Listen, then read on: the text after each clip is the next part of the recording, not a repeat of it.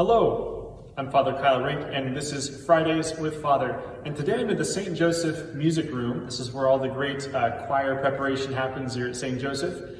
And I want to talk about music as part of our faith. There's a couple elements and a couple of reasons I think that music is such an important part of our faith. If you've noticed at Mass, I like to sing different parts of the Mass, especially during seasons like Christmas and Easter. It really just emphasizes and helps to kind of elevate the solemnity of what's going on. St. Augustine is famous for saying that if you sing, it's like praying twice. So I like to do that quite a bit. And part of what that does, again, it elevates the importance. When we sing, there's a certain way that we're united. So that's the first thing, is unity. Brings people together. When we're in one voice in the same pitch or on the same harmonies, right? We have a beautiful sound that gets made together.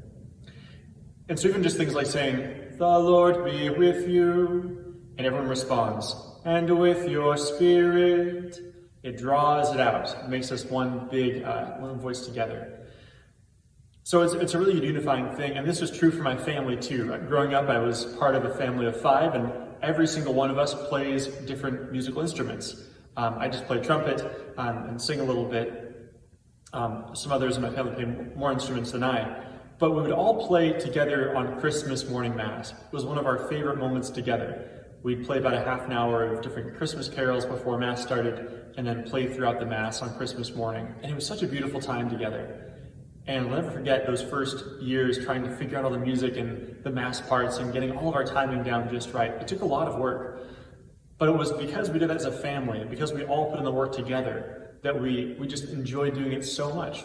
And it became a really big unifying thing for our family. A great tradition. Of course, now we're all out of the house, and so we go and do different things by ourselves. But it's still that memory that we always hold very close to our hearts. So it has this uniting aspect. I think especially families that can learn to sing together or can play different instruments. I know that's pretty rare and it's not super common, but I love listening to some of my favorite musical groups. And for those of you who don't know, I'm a huge bluegrass fan. I love bluegrass music. And there's a lot of kind of up-and-coming bluegrass family groups that you can listen to. And it's so fun to watch them play together because you can tell that they really do love each other, and they're really doing this as an expression of their family, of how much they love their family. And it's a way for them to express and grow closer together. So again, music just has this great uniting aspect, both in our families, as well as in our parishes, and especially in our liturgies during the Mass. So I'm a huge fan of that. Music also has some other benefits too, just as far as practicing. My dad was a band director for years, and is still a band director. And one of the things he taught us was that music was one of those things, those rare things where there's no cheat code.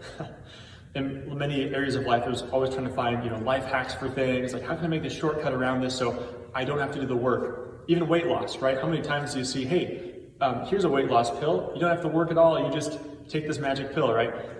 But no, music is one of those things, like unless you practice, unless you kind of work at it and immerse yourself with the people around you, and especially if you're playing an instrument like a trumpet or something that requires the use of certain muscles called embouchure muscles, it forces you to practice. And I learned this the hard way a few months ago. I was trying to play with my brother and sister. I hadn't played trumpet probably in about 1 year.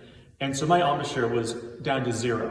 And so I played, and I got about half the way through "O Come All You Faithful," and my sound just died. It was so bad. And I thought, man, I gotta start practicing. And so it keeps you honest. If you can really practice and put in the work, you'll reap the benefits. And if not, you'll reap that too, really quickly.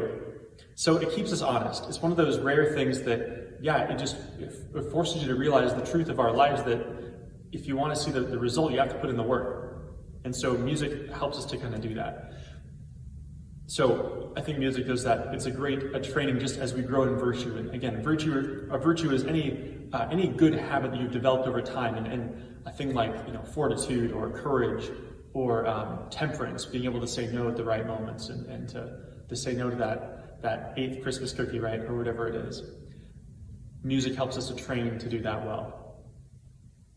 There's so many other benefits to music too. I hope that as you go forward, and especially during this Christmas, end of Christmas season, and as we go through the winter, to find the music you enjoy, and to find that, I would challenge you to figure out, is there a way that maybe through the music I listen to, that I can grow closer to God? That's true for whether that's praise and worship or it's classical music, or there's so many different genres out there. I mentioned bluegrass too, even that can be a way. But just can our music selection too honor God? I think there's so many ways that we can grow closer to God. And what we listen to, again, what we put into our bodies influences what our insides do. There's so many great musical things out there. I was just at a concert a few weeks ago. There was a Christmas concert down in Portland, and the University of Portland choirs came and sang. And I gotta say, there's just nothing that can replace a full 50 to 80 person choir or a 30-person symphony group playing.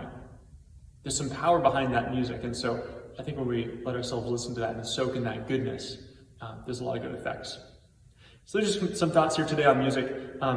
Again, I challenge you to think about, okay, how can I use music as part of my spirituality? How can I use music to help me grow in the faith? And if you have young ones, maybe that's a thing, hey, that's right, we should teach our kids how to play music. Great thing. All right, well, this has been your Fridays with Father today. A little bit shorter, a little bit unusual, but I hope this is a good way of getting you to think about this. I want to close with the Christmas Marian Antiphon. If you've been to daily Mass, you may have heard this before, but it's called the Alma Redemptoris Mater. It's one of my favorites, so here's this. Alma